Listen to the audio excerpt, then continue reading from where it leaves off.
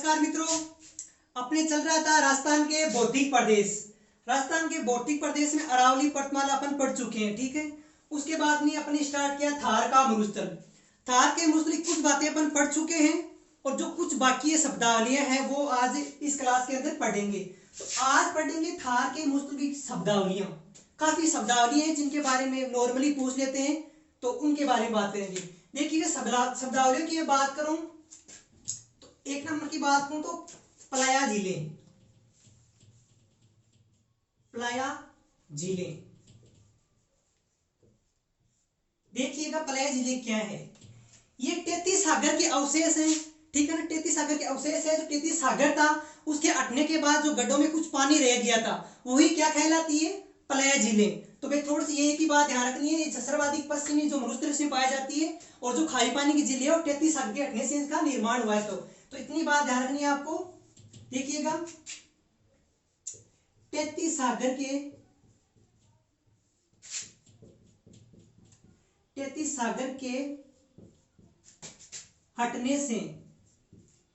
हटने पर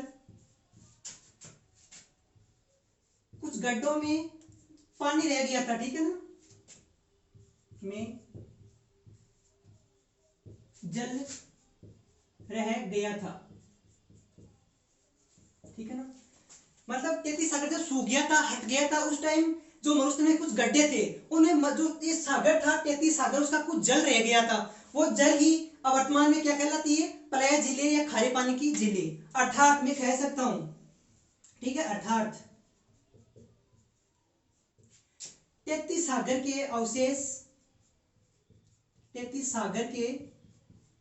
अवशेष ही प्लाया झीलें कहलाती है। और ये सर्वाधिक का है जैसलमेर के अंदर, ठीक है ना, सर्वाधिक जैसलमेर के अंदर है।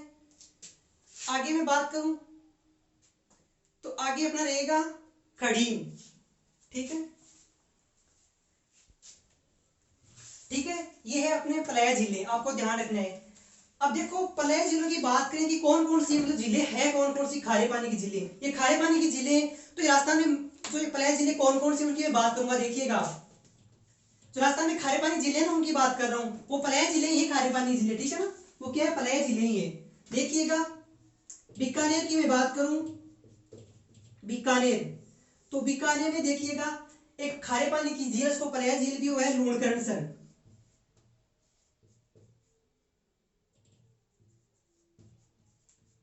ये लूणकरणसर खारे पानी की झील है जो बीकानेर के अंदर, ठीक है, ये आपको ध्यान रखना है। आगे मैं बात करूं जैसलमेर की, ठीक है, तो देखिएगा जैसलमेर में के अंदर जो प्लाया झीलें या खारे पानी झीलें हैं वो देखिएगा पोखरण झील, ठीक है, कावोद झील, ठीक है, पोखरण झील, कावोद झील, ये किसमें है, जैसलमेर के अंदर है। आगे मैं बात करूं बाड़मेर की, तो देखिएगा बाड़मेर के अंदर एक तो है थोप, ठीक है, और एक है पचभद्रा, ये दोनों बाड़मेर के अंदर है, ठीक है। आगे मैं बात करूं किसकी, जोधपुर की। जोधपुर में देखिए कौन कौन सी प्लाया झीलें या खारी पानी झीलें हैं। तो एक तो देखो जो पड़ती झील है फलोदी झील, ठीक है, और एक है बाफ, ठीक है। ये बाफ और थोप में कंफ्यूज मत ना, बाफ तो है जोधपुर के अंदर। देखो बासे बाड़मेर, बासे बाफ, तो ये दोनों ऑपोजिट है, मतलब इसके अंदर नहीं है। जो बाफ है जो बाड़मेर नहीं है, ये थोप है बाड़मेर, इसमें कंफ्यूज मत होना। आगे मैं बात करूं जोधपुर के बाद में अपने नागौर की, तो देखिएगा नागौर में कौन कौन सी है। एक तो अपनी है डीडवाना झील, ठीक है, डीडवाना और नावा, कुचामन, ये नागौर के अंदर तीनों, ठीक है। आगे मैं बात करूं चूरू की, तो देखिएगा चूरू के अंदर एक झील है जो पलाया खारे पानी की, वो है ताल छापर, ठीक है। ताल छापर के अंदर है ताल छापर, ताल छापर, ठीक है, ये झील है। आगे मैं बात करूं, एक झील अपने राजस्थान की सबसे बड़ी झील, वो कौन सी है? सांबर झील, ठीक है, सांबर झील। देखिएगा ये सांबर झील राजस्थान की न होकर के पूरे भारत की सबसे बड़ी झील है। कई बोलते हैं कि भारत की सबसे बड़ी चिल्का झील है, चिल्का नहीं है, सबसे बड़ी झील सांबर झील है पूरे भारत की। तो ये सांबर झील है ना, ये राजस्थान में किन किन जिलों के, देखिए जयपुर, ठीक है, जयपुर, अजमेर, अजमेर और अपना नागौर, इन 3 जिलों के अंदर ये पड़ती है सांबर झील, ठीक है ना। वैसे प्रॉपर तो इसका जो ये देखभाल है, जो भी इसका जो प्रशासनिक कार्य है, वो तो जयपुर के अंदर पड़ता है, लेकिन अधिक जल भराव के कारण नदियां जो अधिक जल लाती है, अधिक खिलाव के कारण कभी नागौर और ये अजमेर में भी चली जाती है। ये होगी पलाया जिले मुख्यमंत्री राजस्थान की। आगे अपन बात करें तो, ठीक है, ये जिले हो गई मुख्यमंत्री जो पलाया जिले, आप ध्यान रखना है, आपको ध्यान में, ठीक है। चलो आगे बात करते हैं नए शब्दावली की। तो देखिएगा आगे एक शब्दावली है खड़ीन। क्या है? खड़ीन। तो 2 नंबर देखिएगा खड़ीन। देखिए खड़ीन क्या है, इसके बारे में देखना। ये मीठे पानी के जल स्रोत है, ठीक है, मीठे पानी के जल स्रोत। सबसे पहली बात तो ये ध्यान रखनी है, मीठे पानी के जल स्रोत है। देखिएगा ये सर्वाधिक सर्वाधिक सर्वाधिक है जैसलमेर के अंदर है, ये जैसलमेर के अंदर पाई जाती है, ठीक है, सर्वाधिक जैसलमेर के अंदर पाई जाती है। और इनका निर्माण, ठीक है, इनका निर्माण पालीवाल ब्राह्मणों ने करवाया था, ठीक है, पालीवाल ब्राह्मणों ने, पालीवाल ब्राह्मणों ने करवाया था। ये भी आपको ध्यान रखना है। आगे मैं इसकी बात करूं तो देखिएगा एक खड़ीन जो मीठे पानी के जल स्रोत है, जब ये खड़ीन सूख जाते हैं तो यहाँ पे खड़ीन कृषि की जाती है, ये भी बहुत इंपॉर्टेंट है। तो देखिएगा खड़ीन सूख जाने के बाद, खड़ीन जो स्रोत है ना, जो खड़ीन स्रोत है, सूख जाने के बाद, सूख जाने के बाद खड़ीन कृषि की जाती है, ठीक है, खड़ीन कृषि या खेती जो की जाती है,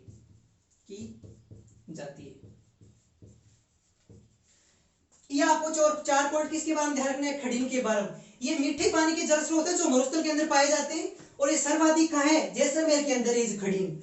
और इनका निर्माण पालीवाल ब्राह्मणों ने करवाया था, ये भी इंपॉर्टेंट है, ध्यान रखना है, पालीवाल ब्राह्मणों ने करवाया था। पूछा हुआ क्वेश्चन है। खड़ीन सूख जाने के बाद यहाँ पे खड़ीन कृषि की जाती है, ये पॉइंट आपको ध्यान रखना इंपॉर्टेंट है। आगे मैं बात करूं तो देखिएगा टाट या रन। देखो जिसने भी एक बार भौतिक प्रदेश पढ़ा है, चलो उसको याद नहीं है तो जिसने पढ़ रहा है उसको तो ये शब्द सुने होंगे तो उसको तो समझ में आ रहा होगा, ठीक है। तो देखिएगा तीसरा है अपना टाट या रन, रन क्षेत्र, टाट या रन क्षेत्र। देखिए इसके बारे में बात करूं तो ये क्या है? ये भी एक मीठे जल स्रोत है जो अस्थायी होते हैं, ठीक है ना। वर्षा के समय क्या होता है, जो मरुस्थलीय टीले है ना, उनके बीच में अस्थायी जल स्रोत भर जाते हैं, वो ऐसी स्थायी है, वर्षा के अंदर भर जाते हैं, उन्हीं को टाट या रन कहने। बस एक बात ध्यान रखने के बारे में, वर्षा के समय, देखिएगा वर्षा के समय मरुस्थलीय टीलों के अंदर, ठीक है, मरुस्थलीय टीलों या दोहरियों के बीच, ठीक है, के बीच अस्थायी जल स्रोत, ये बात इसके बारे में ध्यान रखनी है, ठीक है। जब वर्षा होती है उस टाइम ये जो मरुस्थल है उसके अंदर क्या होता है, जो मरुस्थलीय टीले है ना, उन टीलों के बीच में क्या होता है, 2 टीले जैसे, ठीक है, इनके बीच में क्या होता है, जल भर जाता है, मीठा जल, वो अस्थायी है, वर्षा के बाद सूख भी जाता है। तो ये आपको बारे में ध्यान रखना है। आगे मैं बात करूं पॉइंट की तो देखिएगा 5 नंबर अपना पॉइंट रहेगा दरियन। धैर्यन, ठीक है। देखो ये धैर्यन क्या है, देखिएगा ये क्या है, मरुस्थलीय टीले हैं जो अपना स्थान बदलते रहते हैं। जैसे आज यहाँ टीला मान लो यहाँ है, तो वो जैसे भी आंधी या तूफान चलती है टीला यहाँ जाता है, यहाँ से यहाँ जाता है, ये अपने स्थान बदलते रहते हैं। तो आपने देखा होगा मरुस्थल में तो क्या आंधी तूफान चलते रहते हैं, तो जो सड़कें हैं वो भी मरुस्थल से क्या ढकी जाती है, पता ही नहीं चलता है सड़कें कहाँ है, वो मरुस्थल जैसे टीलों से दब जाती है। तो यही वो दरियन है। तो देखिए इस बार ये पॉइंट ध्यान रखना, ये अपने ये टीले अपने स्थान बदलते रहते हैं, ठीक है ना।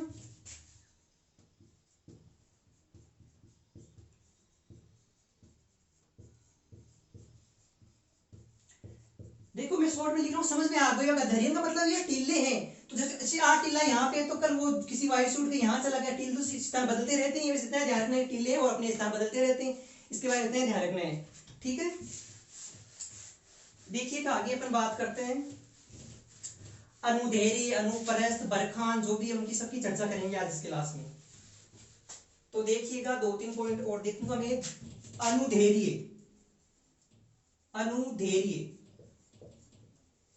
देखिए समझना अनुधेरी क्या है। एक तो है अनुधेरी और एक साथ में एक है अनुप्रस्थ। इन दोनों के बारे में ध्यान रखना। आप देखिएगा कि अनुधेरी तो क्या है, ये वायु की दिशा में, ठीक है ना, वायु के समांतर होते हैं। वायु चल रही है उसके समांतर होते हैं ये, तो वायु के समांतर बनने वाले जो टीले वो क्या कहलाते हैं, अनुधेरी। और वायु के जो विपरीत दिशा में होते हैं वो क्या कहलाते हैं, अनुप्रस्थ। तो ये 2 पॉइंट आपको इसमें अंतर ध्यान रखना है। देखिए अनुधेरी वे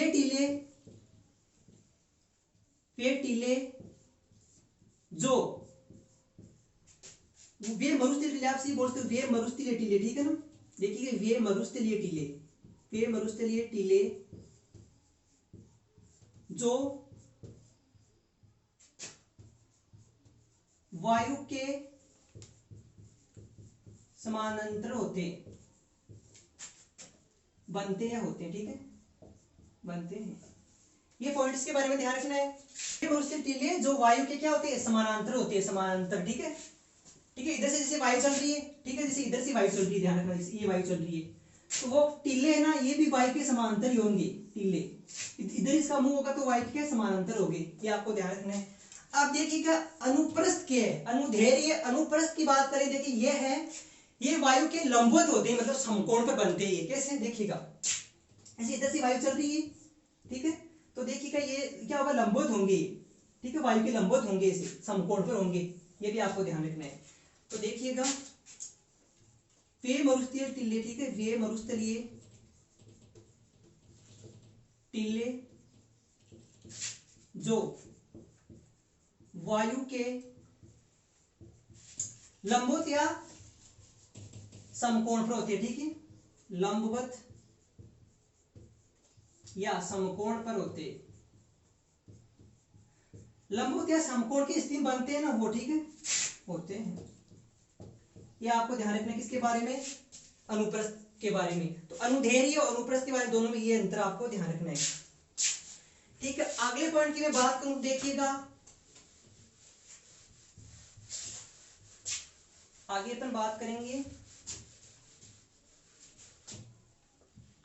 एक इंपोर्टेंट और, देखो शब्दावली, वो है बरखान, ठीक है, ये बरखान, ठीक है, इसके बारे में देखिएगा। बरखान या बरछान भी मिलते हैं, बरखान या बरछान। देखिए इसके बारे में देखिएगा, ये क्या होते हैं, मरुस्थल के अंदर टीले होते हैं, ठीक है ना, और वायु के क्या होते हैं, वायु के समांतर होते हैं। जिधर ये वायु चलती है उसके जो नुके उसकी तरफ निकले होते हैं। तो ये अर्धचंद्राकार, देखिए अर्धचंद्राकार, जैसे इधर से ये वायु चल रही है, समझने की कोशिश करना, डायग्राम से लिखने की जरूरत बहुत ही कम पड़ेगी। ये वायु चल रही है, ठीक, इधर से, तो देखिए ये क्या हो गया, अर्धचंद्राकार, ऐसी आकृतियां बनती है इनकी, ऐसे ये होती है बरखान, इनको बोलते हैं बरखान, डायग्राम समझ लो। इनके जो ये नुकी है, तो ये वायु के समांतर इधर निकली होगी, ठीक है, इधर ऐसे, ये इतना ही है। इसके अंदर क्या है, बरखान, वायु के समांतर इधर जो नुकियां निकले हुए हैं उनको क्या बोलते हैं, बरखान या अर्धचंद्राकार। जो मरुस्थलीय टीले के बारे में लिख लो आप, देखिएगा ये वायु की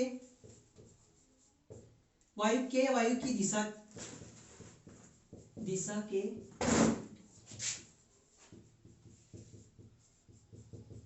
समांतरण होते हैं। पहली बात तो ये, ठीक है, ये ध्यान रखना है, होते हैं। दूसरी बात, इसे अर्धचंद्राकार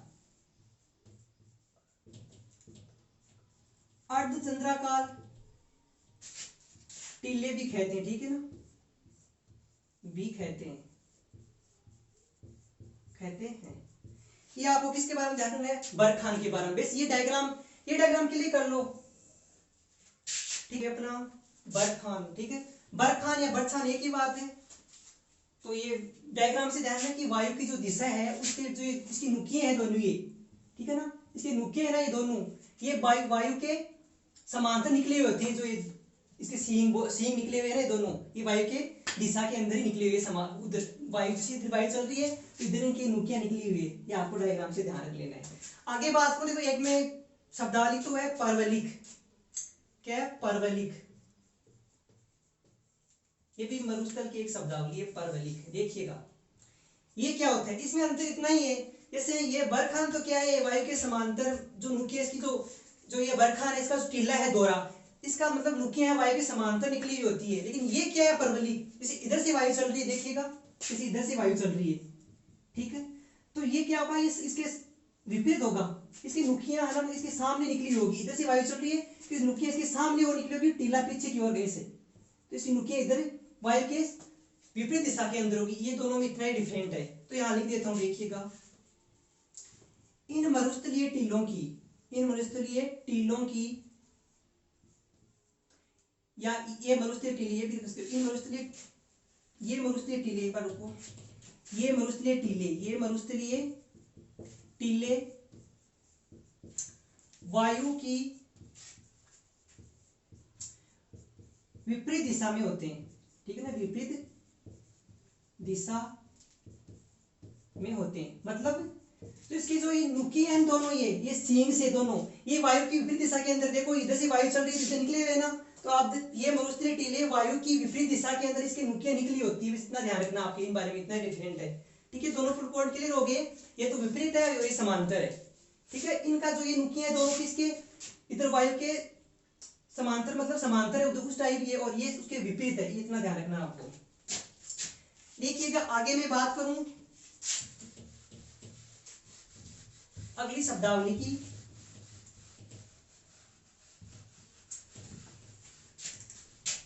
तो देखिएगा एक है दाखिली लाइन, ठीक है ना, दाखिली लाइन। देखिए दाखिली लाइन का नहीं, ये बारे में देखना आप, दाखिली लाइन है क्या। देखिएगा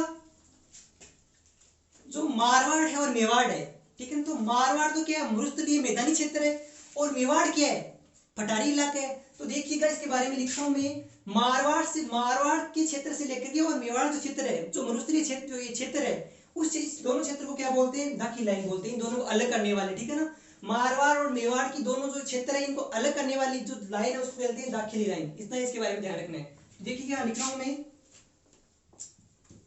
मारवाड़ का मैदानी क्षेत्र, ठीक है ना, मैदानी या मरुस्थल क्षेत्र, ठीक है, मैदानी क्षेत्र को, ठीक है, मारवाड़ के मैदानी क्षेत्र को मेवाड़ के चट्टानी या पठारी क्षेत्र, ठीक है, मेवाड़ के पठारी क्षेत्र को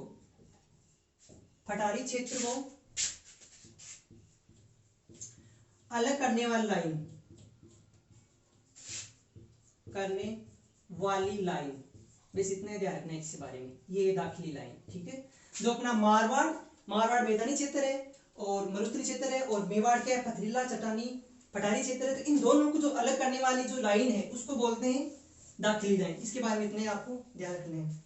आगे एक में शब्दावली की बात करूं या जो भी फेमस है उसके बात करूं, तो एक है बाटाटू का कुआं। ये क्या देखिएगा, बाटाटू का कुआं, ये है बाड़मेर के अंदर, पहली बात तो बाड़मेर में, कहाँ है, बाड़मेर के अंदर है, ठीक है। ये बाटो को बाड़मेर के अंदर है, बाड़मेर के अंदर, कुआ ये नाम है बाटो को, बाड़मेर के अंदर है। और इसके बारे में एक बात ध्यान रखना, इसे मरुस्थल का, ठीक है, मरुस्थल का जल महल कहा जाता है, ठीक है। मरुस्थल या जो ये मरुस्थल या आप बोल सकते हो राजस्थान का जल महल या मरुस्थल का जल, ठीक है। तो मरुस्थल का जल महल, मरुस्थल का जल महल कहा जाता है, जल महल कहते हैं। इसके बारे में ये ध्यान रखना, जल महल कहते हैं। पूरा संगमरमर से बना हुआ है, अच्छा है, कुआ ये मतलब एक कुआ है और चार में अच्छे से सुंदर महल है, अच्छे अच्छे, इतनी विशेषता है इसकी, ठीक है। आगे मैं बात करूं, देखो अगले पॉइंट की, तो देखिएगा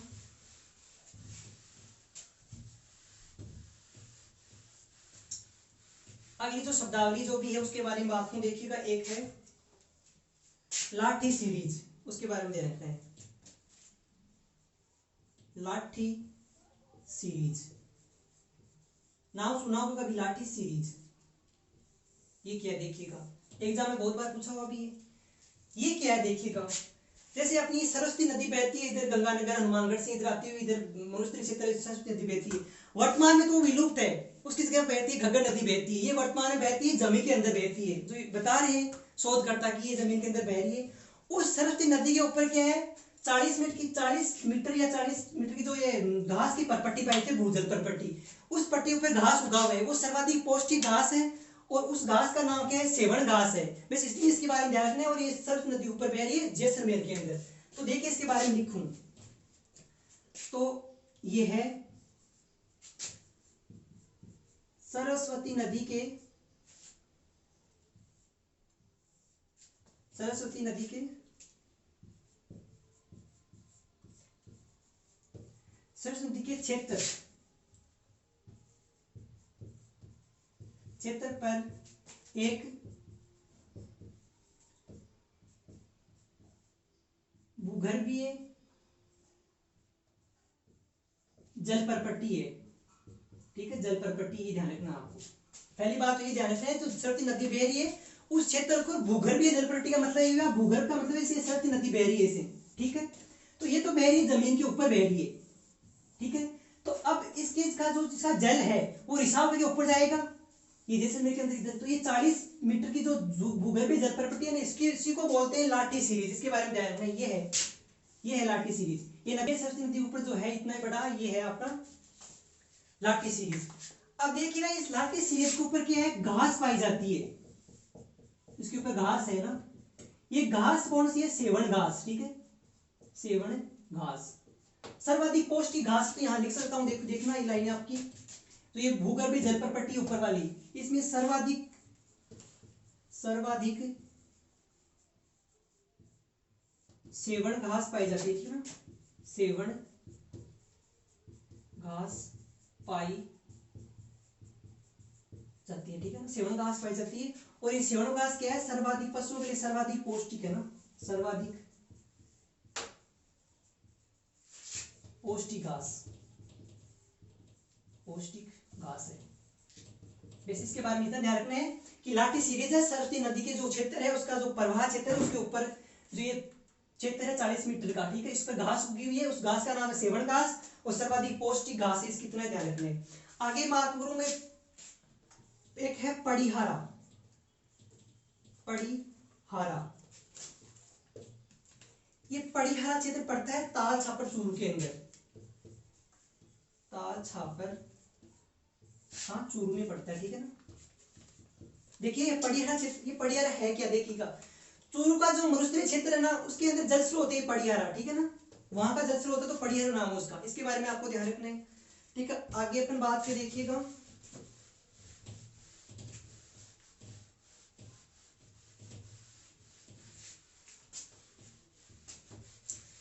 एक शब्दावली है सीप, ये सीप क्या है, इसके बारे में छोटी सी बात ध्यान रखना आप, क्या है सीप, नाम सुना हो तो सीप, ये सीप क्या देखिएगा,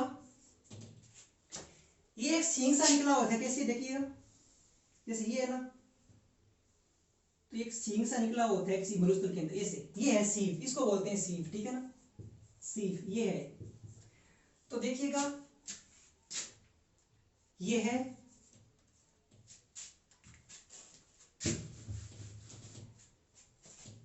इसकी आकृति, मतलब ये है मरुस्थल टीला, ये है मरुस्थल, ये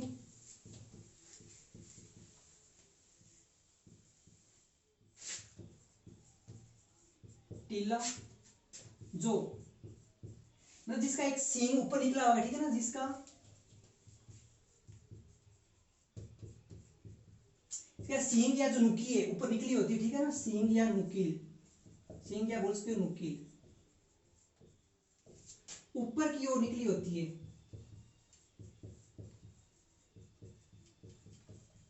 निकली होती है, इसी ध्यान रखना आपको, ठीक है ना। एक सींग की तरह डायग्राम बनाया था, इसमें इतनी बात है, इसकी ध्यान रखना है। आगे में बात को देखिएगा अगले की, तो एक है आक्कल वुड फोसिल पार्क, नाम सुना हो तो, आक्कल वुड फोसिल पार्क, देखिए जैसलमेर के अंदर है, ठीक है ना, आक्कल वुड फोसिल पार्क है, जैसलमेर के अंदर है, ठीक है ना। इसको अपन बोल सकते हैं कास्ट जीवाश्म पार्क, ये भी बोल सकते हो आप, ठीक है ना। तो देखिए इसके बारे में, ये जो थार के मरुस्थल का जो सबसे बड़ा अभ्यारण्य है, राष्ट्रीय मरु उद्यान, उसके अंदर है, ठीक है ना। तो ये है राष्ट्रीय मरु उद्यान, ठीक है ना, कहाँ है, जैसलमेर के अंदर, जैसलमेर के अंदर में है। पहली बात तो ये ध्यान रखना है कि आक्कल वुड फोसिल पार्क है, जैसलमेर का जो राष्ट्रीय मरु उद्यान है उसके अंदर है क्या, देखिए क्या, यहाँ करोड़ों वर्ष पूर्व जो जीवाश्म जो पेड़ पौधे हैं उनके यहाँ अवशेष पाए गए थे, तो इसी कारण आक्कल वुड फोसिल पार्क, ठीक है ना, वुड लकड़ी के जो पुराने अवशेष पाए गए थे लाखों करोड़ वर्ष पहले। तो देखिए लाइन लिख रहा हूं यहाँ, करोड़ों वर्ष पूर्व या करोड़ों वर्ष पुराने, करोड़ों वर्ष पूर्व के पेड़ पौधों के अवशेष, ठीक है, के अवशेष, ये बात इसके बारे में ध्यान रखना है, ठीक है ना। करोड़ों वर्ष पूर्व के अवशेष किसमें है, वो आक्कल वुड फोसिल पार्क के अंदर है, काफी लंबाई है इन पेड़ पौधों की, और आज भी इस पार्क के अंदर सुरक्षित कर रखा है इनको, ठीक है ना, आज भी आपको देखने को मिलता है। आगे में बात करूं, देखिएगा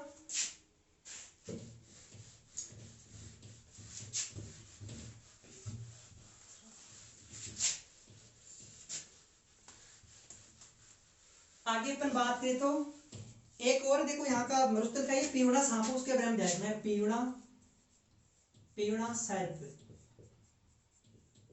तो ये क्या है, इसके बारे में एक पॉइंट है, थोड़ा ध्यान रख लेना। ये है मरुस्थल का, ठीक है, ये मरुस्थल का जहरीला सर्प है, ठीक है ना, सर्प, बस इतना ध्यान रखना है। पीवड़ा क्या है, जो क्वेश्चन पूछ सकता है कि ये नहीं पूछेगा पीवड़ा क्या है, इतना ही पूछेगा पीवड़ा क्या है, बस ये क्वेश्चन है, पीवड़ा क्या है। अब पीवड़ा पता नहीं अपन सर्प है क्या, तो पीवड़ा अपन क्या करेंगे, तो ये पता होगा कि ये क्या है, तो मनुष्य ये जहरीला सर्प है ना, जहरीला सर्प, ठीक है, आपको ये ध्यान रखना है, जहरीला सर्प है। देखिए ये क्या करता है, जो सोया हुआ मनुष्य होता है ना, उसके सांस के अंदर अपना जहर छोड़ देता है, तो वहीं वो सोता रह जाता है, उसकी मृत्यु हो जाती है, तो जहरीला सांप है। आगे में बात को देखिएगा, एक क्षेत्र अपना थली क्षेत्र, थली, ये थली क्या है, इसके बारे में देखिएगा, ठीक है ना। थली की मैं बात करूं तो देखिएगा, मैंने बात की थी यहाँ उत्तर में कौन कौन जिले, गंगानगर, हनुमानगढ़ वाली, उन जिलों की बात की थी, उस क्षेत्र को घग्गर नदिया क्षेत्र, उसको क्या बोलते हैं, थली प्रदेश।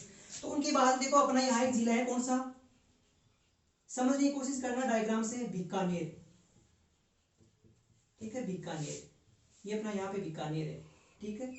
बीकानेर के जस्ट इधर कौन सा जिला है, चूरू, ठीक है, ये अपना चूरू,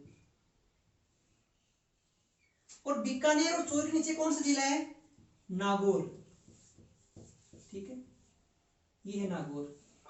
अब देखिएगा ऊपर घग्गर नदी बह रही है, उसका ये पेटा है नीचे का, तो तो ये तीनों का जो ये क्षेत्र है ना, ये तो देखिएगा ये क्या है, थली है, ये तो थली, सॉरी ध्यान रखना, ये थली है। मैंने वो पहले बताया था नाली, वो नाली है, ठीक है ना।